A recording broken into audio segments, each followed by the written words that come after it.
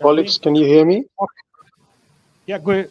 Yeah. Good morning, good afternoon, good evening, colleagues, friends, and those that they are interested in our session about the data-driven approach, one of the key aspects for the energy transition and the climate change.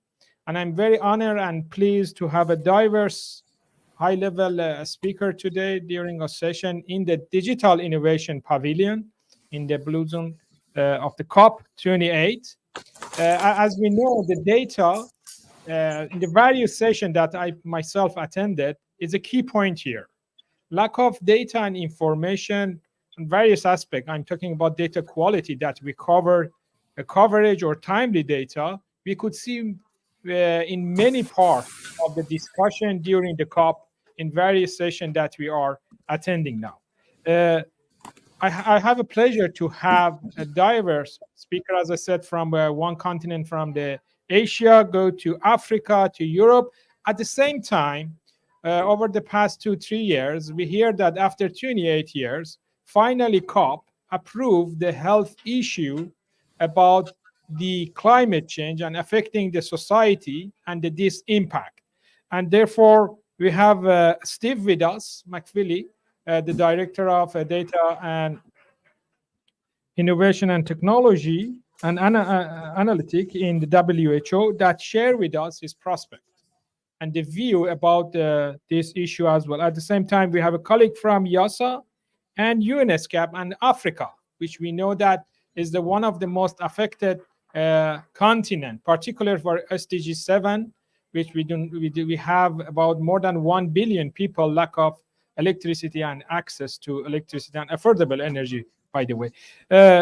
If you permit me, I would like to go to a speaker for the short introduction about themselves, and then I go back and then we discuss this matter very lengthily. Steve, if the floor is yours, please could you introduce yourself and 1 or 2 minutes about the role that you are doing on this particular important matter. The floor is yours. Good afternoon, good evening to everybody. It's a great pleasure to join you. I wish I was there. I'm actually in Geneva. So my name is Steve McFeely. I'm the Director of Data and Analytics at the World Health Organization. So obviously this topic is of huge importance and interest to WHO. As Hussein mentioned, there's growing interest and understanding of the links between climate change and health for 2 reasons, both because as the climate changes, it's affecting health directly, but also indirectly, it's driving a lot of migration, and that is surfacing a lot of other health issues, both migration in people, but also in other animal species. And that means new diseases are emerging in places where they've never been before. And as we know from migration, that in itself can facilitate the transportation of disease and just make a lot of people suffer unnecessarily. So great pleasure to be here. And as I said, this is an interest of immense interest to everybody interested in health. Back to you, Hussein. Steve. Well, you mentioned 2 important points. One is, of course, the health is now I'm very pleased to see that finally we have it in COP as well as one of the particularly important meeting and output of the second day. But at the same time, you tackle an important point about the migration as well and the data that we should have perhaps more quality data in that matter as well. We will get back to that as well. But now the issue of the data migration and also the impact that we have, societal impact and on the social impact as well.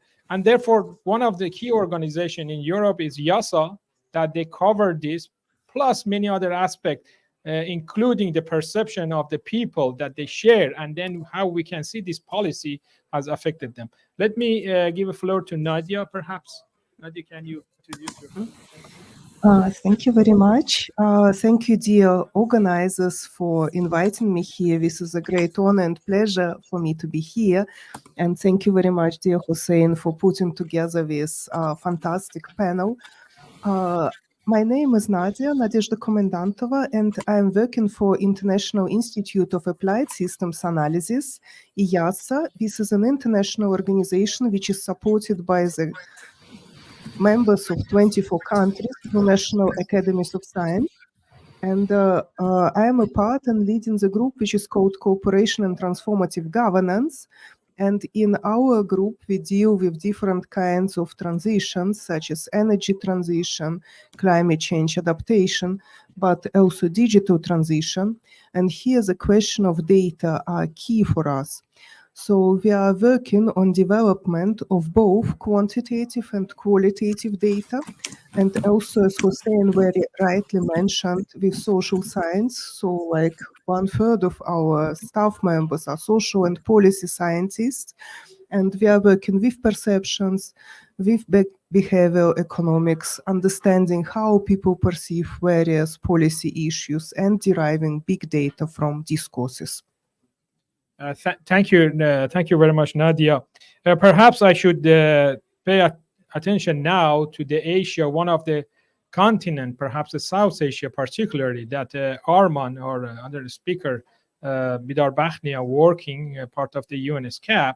And we could see there as well, rather than data quality and issue, with various efforts that they have done over the past few years, particularly in SDG, and also again, I would like to mention climate change issue. And the data is one of the key points. We could see time to time they come up with a new innovation, the publication, they try to improve the data, but at the same time, we know that we have a challenge. Let me turn to Arman to share some light on this, please. Arman, the floor is yours.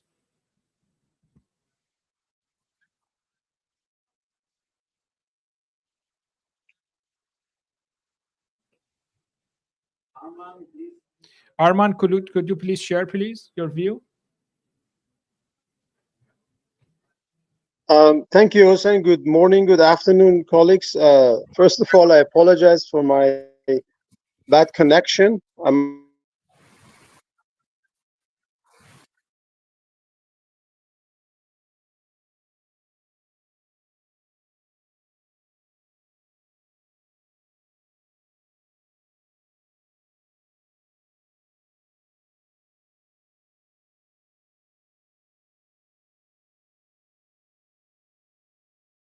To join us while he is in mission, but then I will try to connect with him or send a voice message that I play here. But let me turn to Rafiq now, go to Africa. Rafiq is doing a great data initiative to improve the data issue that we can see in Africa. Then that for various parts of the data quality matter, and also the diverse aspect in the industry level as well. Rafiq, the floor is yours. Can you share your insight on this, please? Good morning, Hussein. Good morning, everyone. So I'm Rafiq Majoubi. I'm part of the Africa Information Highway program at the African Development Bank. So please allow me just to give you a little bit of background on the Africa Information Highway, which has actually started in 2012 at the request of African head of states. So the objective of the Africa Information Highway is to help improve, as Hussein was mentioning, the availability and quality of data across the continent.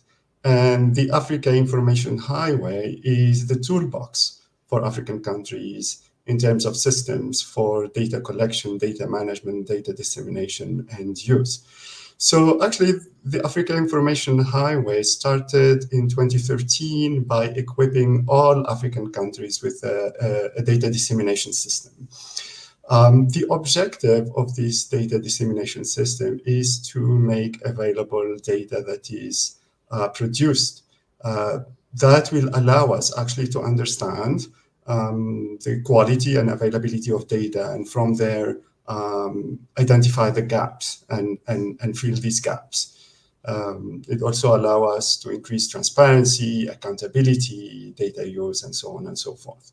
So After that, and fast forward to 2019, we started a new initiative as part of the Africa Information Highway, which is the Data Innovation Lab at the bank.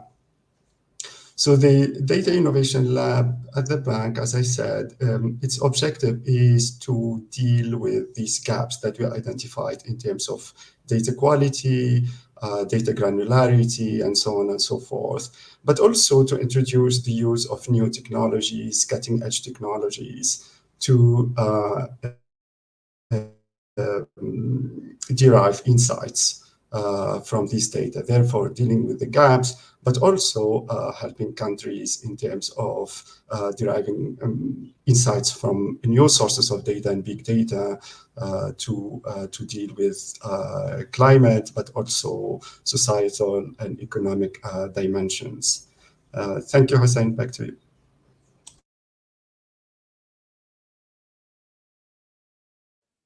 Thank you very much, Rafiq. Well, you tackle a very important point about the big data, but I would like to go back to Steve because, as I mentioned in my note, the opening remark, we have now pressure, I think, Steve, on WHO about this new initiative, new movement, particularly from COP and the climate change activities. I think they come to look at the WHO in terms of the data. They would like to have an estimate of this matter. And, therefore, data quality, I'm talking about the coverage, timeliness, and also granularity, because they want to extract indicator. That's one particular aspect that I would appreciate if you tackle this important point. But at the same time, because of your previous experience in UNICAD, I would like to ask, when you're talking about immigration, how the data quality there is important, because as you kindly mentioned, one of the key factors directly or indirectly affected by climate change is this migration. Can you please, if you kindly share some light on these two matters, I really appreciate it. I think that's great for the audience to know as well. Thanks, Hussein. So how to answer those questions in a coherent way. So let me go back to Rafiq's point just about big data, just as an example. One of the big challenges we have with big data, as you know, is actually securing access to it. And I think one of the critical issues in the coming years will be getting access to many of the data that we need, because there'll be demands for more and more data relating health, migration, climate change. We see huge potential. I mean, simple examples is data that we can extract from mobile phones, which would tell us where people are moving. But again, we're having real difficulty securing access to those information.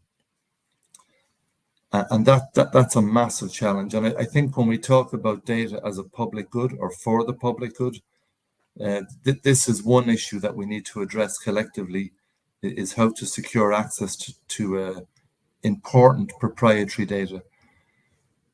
After that, then, I mean, obviously we'll have issues with quality. One of the issues we have in many parts of the world is that people aren't connected or are not connected that frequently to the internet, to mobile phones. So even if we get access, we still have to make sure that the most vulnerable are actually reflected in these data sets, because that's critically important both to the quality and the completeness of the data.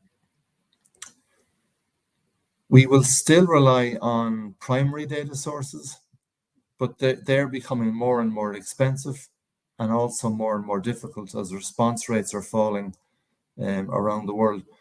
So I think my main point would be, when we look at these new modern data sources that are coming out as tailpipes of technology, we really need to secure access. This needs to be now one of the recognized challenges associated with climate change and with modern statistical systems. So back to you, Hussein. Thank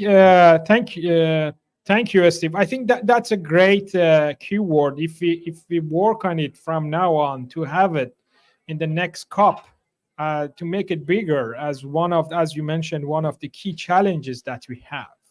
And if I extract some words from what you shared with us to have access to data, and you said we need to use many other sources of data rather than primary source, like mobility data, like mobile data, like satellite data, or if I make it broader, I would say open access data that we have. One could be from social science. Now, turning to this social science data that we can gather the information freely accessible. Of course, we know the challenges about this kind of data privacy, ethical issue as well.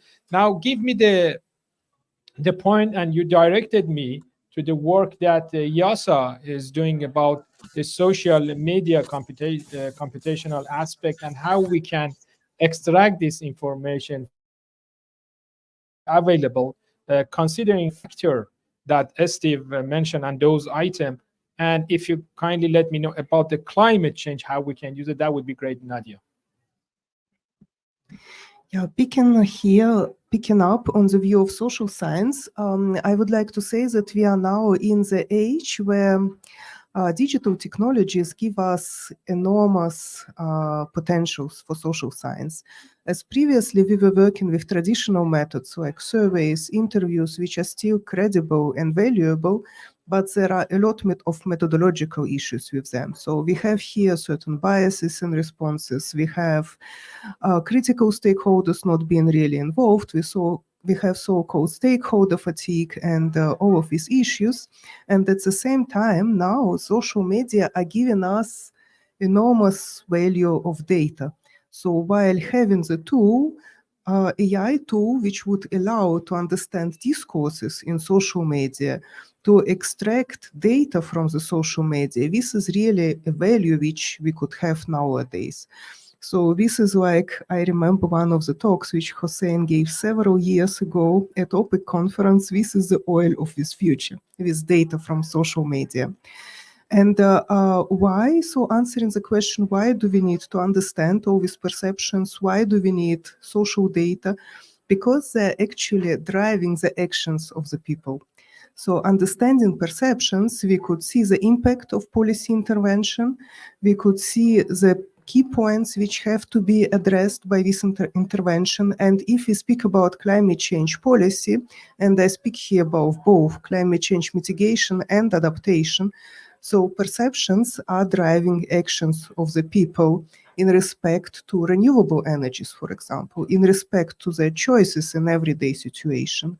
If we speak about climate change adaptation, like disasters, for example, perceptions are very important for our understanding of the risk and how people are behaving in the risk situation, in the disaster situation, what kind of mitigation actions they are going to take. And all these perceptions are being formed by social media, by the people who are using them from one side, and from another side, we can understand these perceptions while extracting this data from social media. And here I would like to point out to a really very innovative tool which was developed recently and which is called the social media mining tool, which allows understanding of these various discourses. And the beauty of this tool is that it does not only connect several social media platforms, so it works on various platforms, it also works on Google, it even can allow a connection to the medias like ChatGPT while explaining certain issues. But it's also very much GDPR conform, so it collects data in anonymized volumes, so the identity of people can be protected and cannot be identified, and the data are being derived in the form of big data. So here we could see a really innovative step for further research. So while applying this tool, we could understand discourses on climate change in different parts of the world. We could understand how people perceive energy transition. We could understand how people perceive security. And we could see the differences, for example, perceptions of food security versus energy security or versus other kinds of security. We could use this tool in disaster situations, how people perceive earthquakes, for example, could be a trivial question from the first sight, but if we dig deeper into this, we could see a huge number of various conspiracy theories, beliefs, which motivate the actions of the people. And these tools allow to see us, so all these kind of discourses, and also develop the awareness-raising measures and policy measures. Thank you, Nadia. That's really great. I think we have Arman now back to the panel.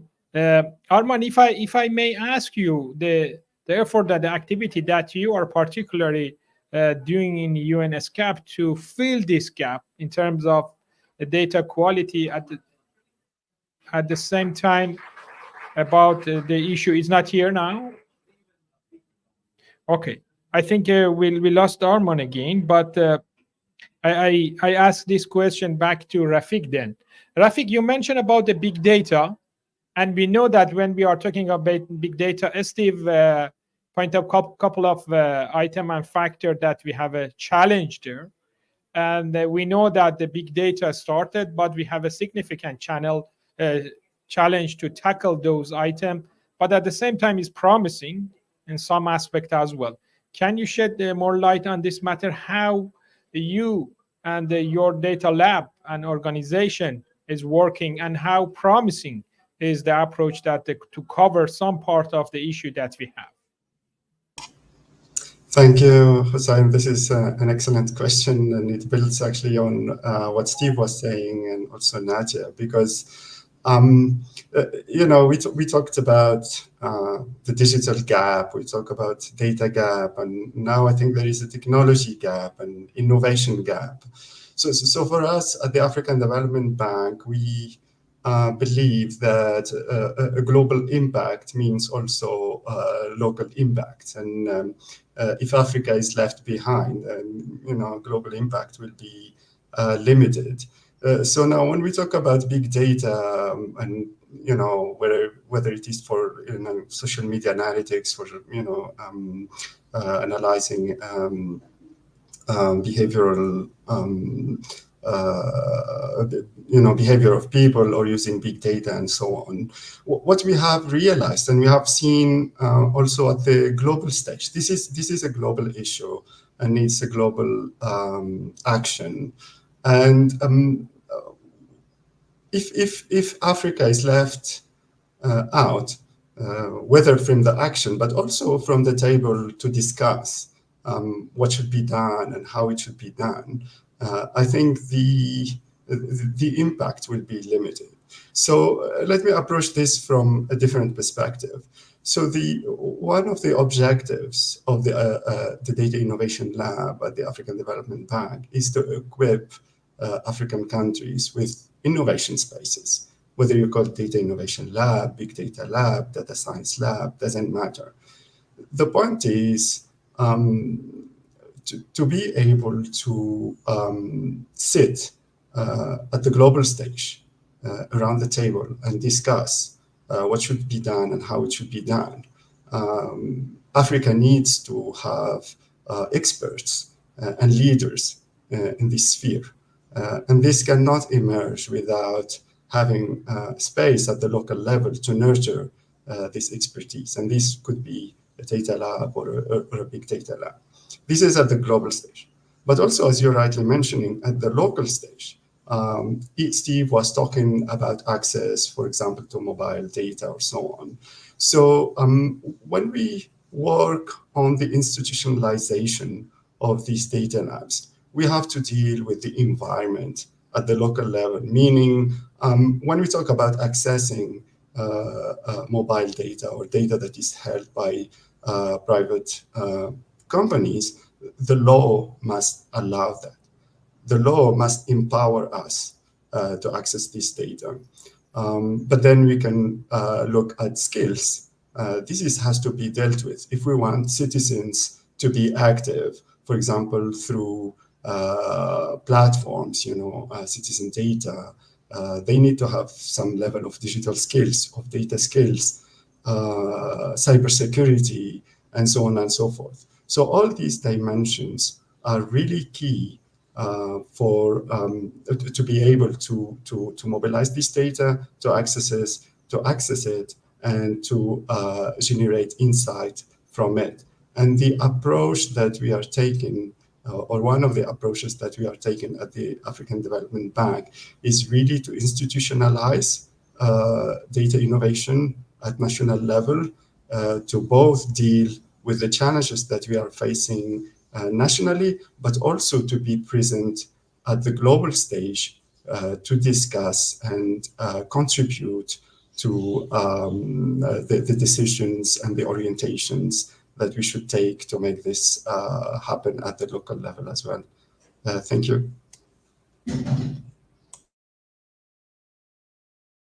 Thank you very much, Rafiq.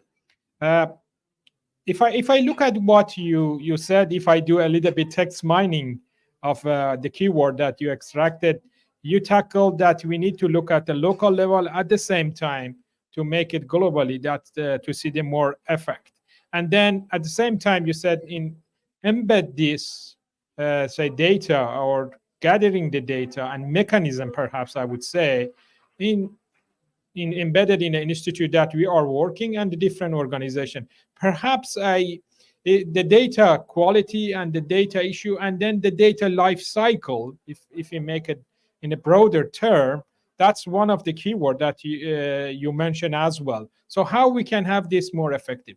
One of the key aspects on this that Steve working on it over the many years to bring us to the level that we can have more quality data. At the same time, Nadia, for example, mentioned the ethical issue or GDPR or concern, sensitivity of the information. And as we work with the government, as we work with the data, we work particularly for the health issue with the very sensitive, and the privacy is very important when we are dealing with the health data as well.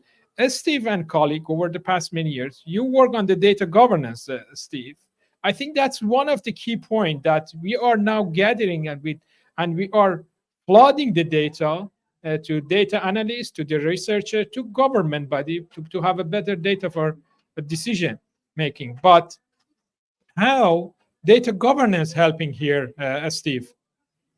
Particularly, can you shed light on this in broader term, how we can bring it from international organization level, go to their country, at the same time, Rafiq, for example, as mentioned, bring it embedded to the institute. Yeah, thanks, Hussein.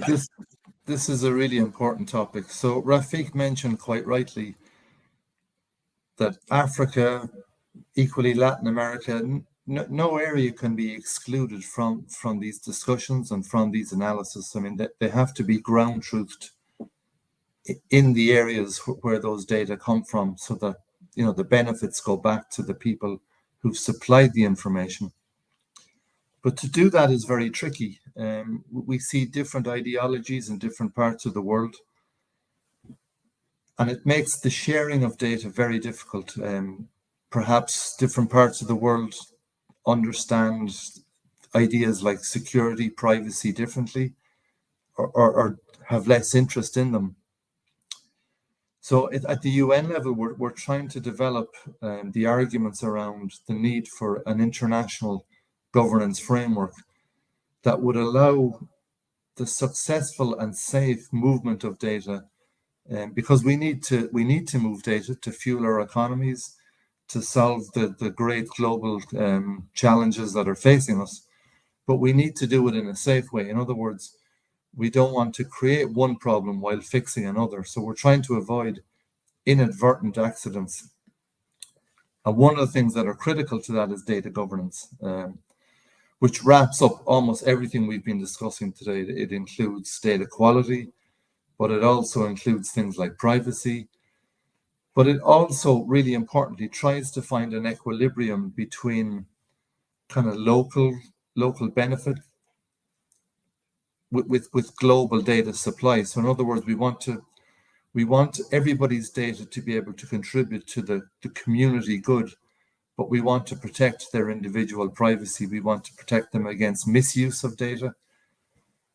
We also want to find a balance, as I said earlier, between proprietary and public data.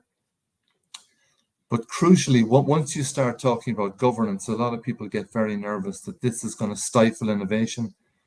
And that's one of the other really important issues that we need to do, is make sure that we find an equilibrium between governance and innovation so that we don't stifle development.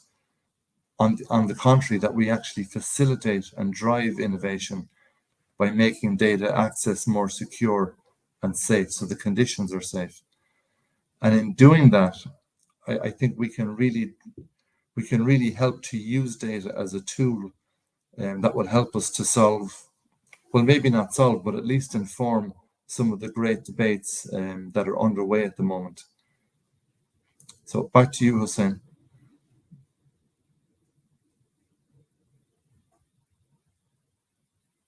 Mentioned this data governance, and particularly I'm very thankful to you and the colleague that over 2 years you work very hard to bring this data governance. And to me as well, one of the key aspects that help us to bring this data in the various format and in the high quality format data, that we are able to use it. When we are talking about ethical, is part of the data governance. When we are talking about GDPR, sensitive information, it is part of the data governance. Then you go to security, and then you go to the data quality, how we store the data, how we are disseminate the data. It gives us a clear mechanism.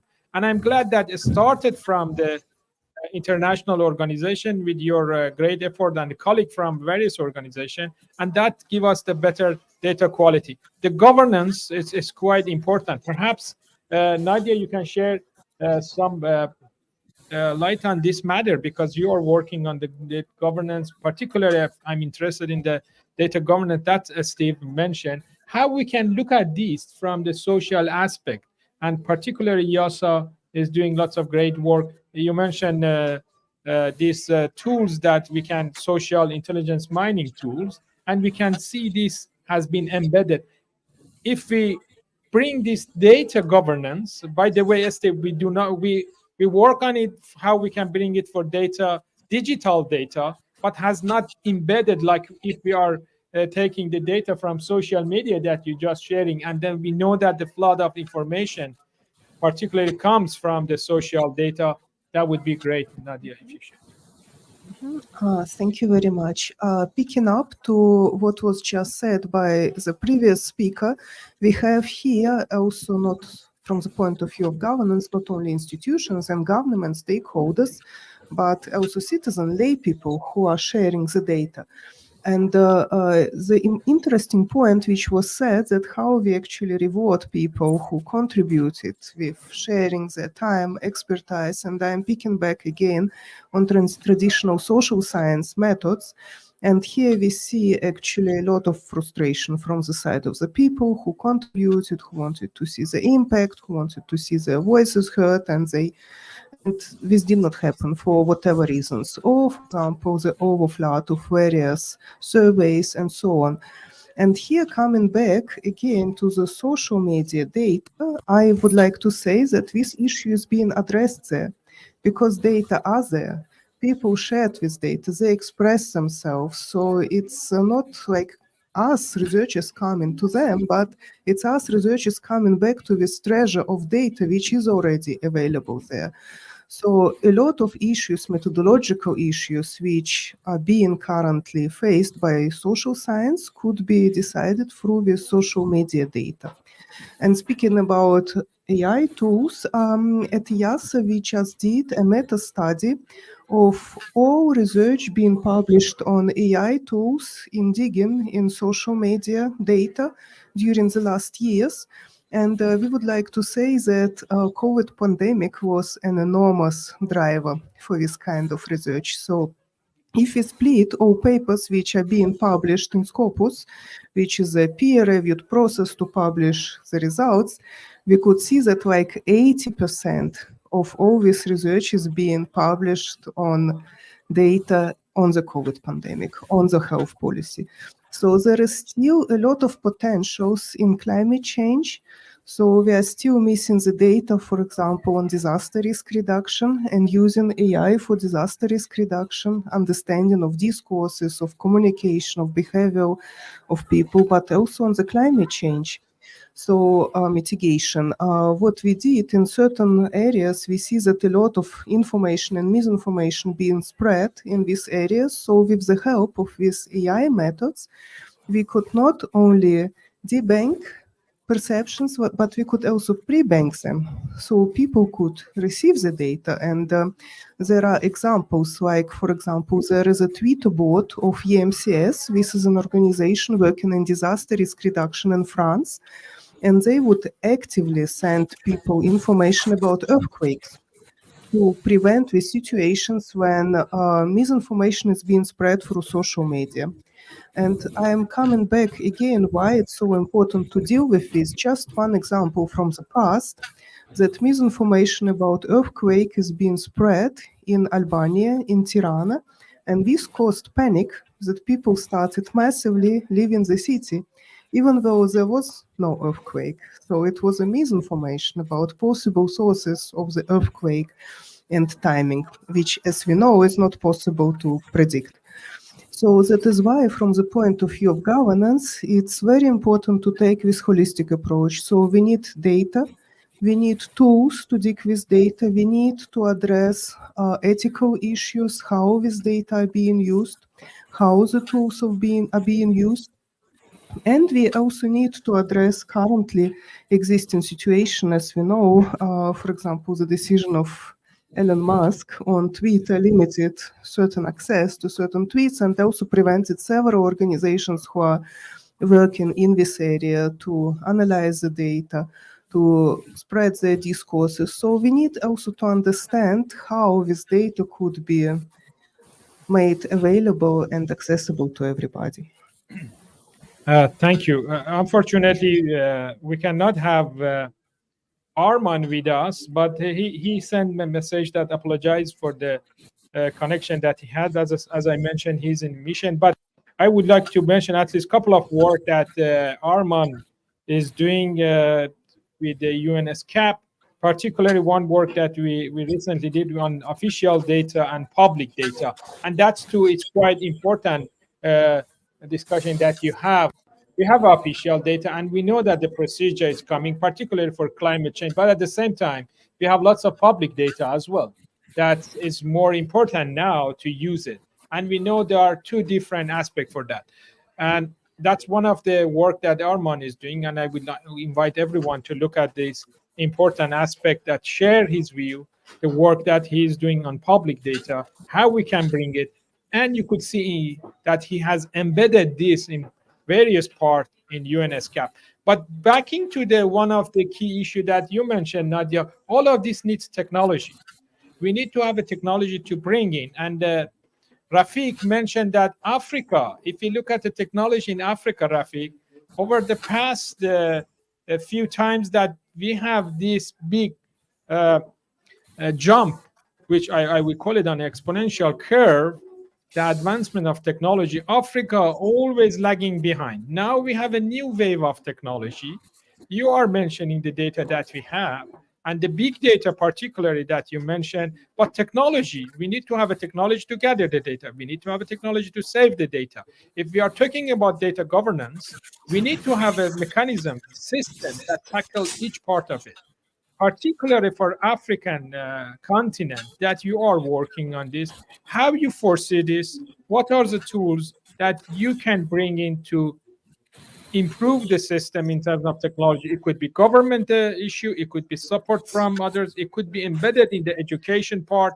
How you can see this in order to mitigate this climate change issue that we have, in order to empower citizens to have better voice in this journey that we are in, because we are talking about energy transition, not eliminating one and going to the other one as well. Back to you, Rafiq. Thank you very much, Hussein. I don't know if I need to say thank you for this question because it's very, very hard to answer. But let me give it a try. I agree. There is a gap, and Africa has been left behind several times. But we must also recognize that Africa leapfrogged on some technological aspects. For example, we skipped the landline, for phones, but we have been good with mobile phones. And if you look, for example, there were some technology solutions, apps that have actually emerged from Africa, and we have been ahead of the rest of the world in terms of that. For example, when we talk about mobile money, I'm sure that all of you are familiar, for example, with M-Pesa from Kenya, and so on and so forth. So we know how to innovate. I think for me, it's a kind of mindset and logic that needs to be encouraged and enhanced.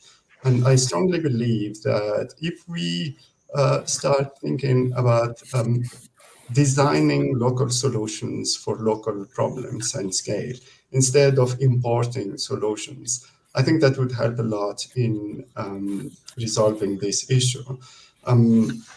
For example, as part of the Data Innovation Lab, what we are doing and trying to help countries is to break some silos.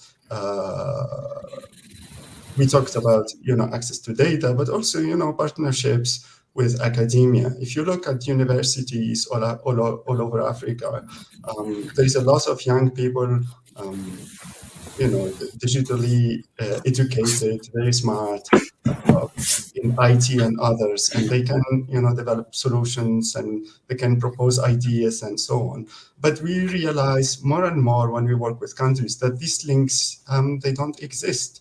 And building these bridges between private, public, civil society, academia, and so on, can be part of the solution, which is local idea, local solutions for local problems, and build on experiences or like M-Pesa and others. And that would be, that could contribute to the solution.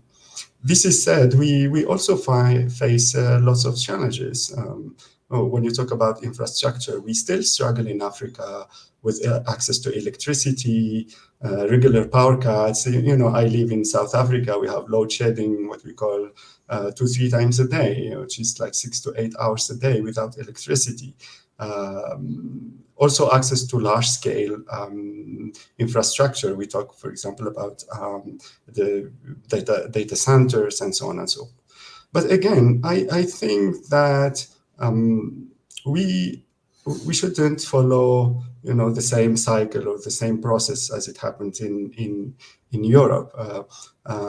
For example, instead of going to centralized databases and so on, maybe we should jump into distributed in Africa, where actually currently, for example, data is hosted in laptops, Excel files. It's anarchically distributed, but structuring that distribution instead of centralizing data in large data centers that require lots of energy and so on, could be one way of thinking about it. And that's what we are trying also to experiment, for example, now, instead of pushing people to go to data warehouses, data lakes, all these kind of centralized types of solutions. Why not going into distributed types of solutions, both for data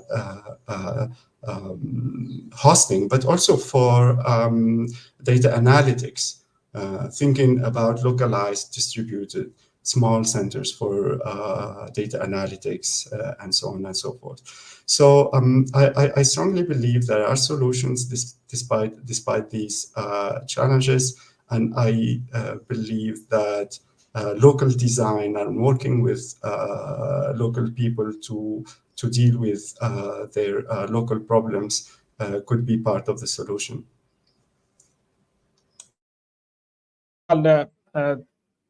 Thank you, Rafik. If I may extract a couple of words here. I mean, yesterday we had a session here, particularly how academia and university help us for this energy transition in terms of research, in terms of bringing to curriculum in the bachelor or master degree, but at the same time, the social impact. And the discussion that we have, we said, we are an university. We are not generating the young leader, future leader for the energy transition, but we are generating ambassador. And I'm glad that you raised this again to reconfirm this issue. But at the same time, I do agree with you that perhaps we need to have a localized version of anything that we have now, and depends on, because of the country infrastructure, culture even, and local SDG. From the 1 year ago, we are starting to looking at this issue that we have local SDG. Electricity, yes, I mean, Africa is one of the countries. How can I ask Africa to be part of the energy transition? But at the same time, they have only 2 days electricity. And per definition, and that 2 days is not 2 days as well. And that's a key challenge that we have. I would like to pose here, we have a session that I think it's interesting, lots of keywords coming out, and I'm very pleased to have all of you here with us in this session as well. In the afternoon, we have a press conference, and I will promise you that I will talk to you after this session to bring all of this element, 1 or 2 keyword of this, during the press conference, and that will be forever. Then we can go back. And then from now on, we will have another session for the data particularly to be part of this climate change for the next year as well, in terms of side event, but also press conference as well. If you permit me, I would like to give a floor to one of the African athletes. We have an audience here, but I would like to give a floor to the African, and particularly lady, to come here and ask a question, if you permit me. Please sit down, take my place. Thank you, Hussein. The importance of data, as we have said, in Africa. My question is, what can we do differently so that we also join the big data in a big way? You know, why are we lagging behind? What can we do differently to address this? Thank you. I would say let both Rafik and Steve, I would appreciate if both of you could answer this. Perhaps Rafik, you start first from the Africa. We give a respect to the Africa you are in, from the African continent. And then Steve, you shed more light on this from the WHO point of view, how you can see this lag and how you can help in this matter. And that's the event, honestly, we would like to help. And that's the event that we have from the international organization, direct access to the high level, and then they can help. Rafik, the floor is yours, please. Thank you, Hussein. I think the title of this session, it's very telling. You know, when we talk about data-driven, which means using data to take decisions, and to me, to take decisions at all levels, not only giving data to the minister or to the to the director general, but also at lower levels.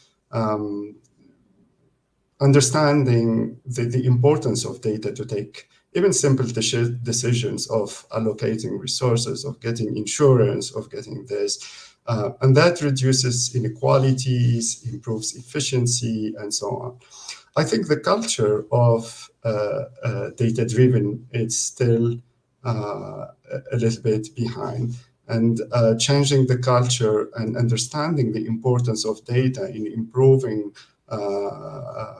the decisions and therefore the quality of life of the people of Africa would make that political prioritization of data and data use. And I think the technology is not the problem.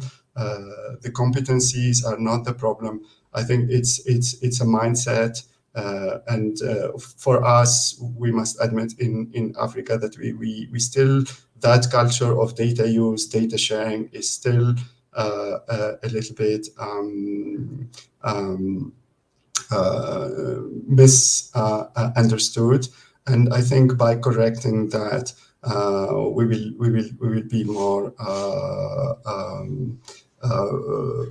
inclined to investing in data and data use. And I'll stop here and give the difficulty to Steve to build on that.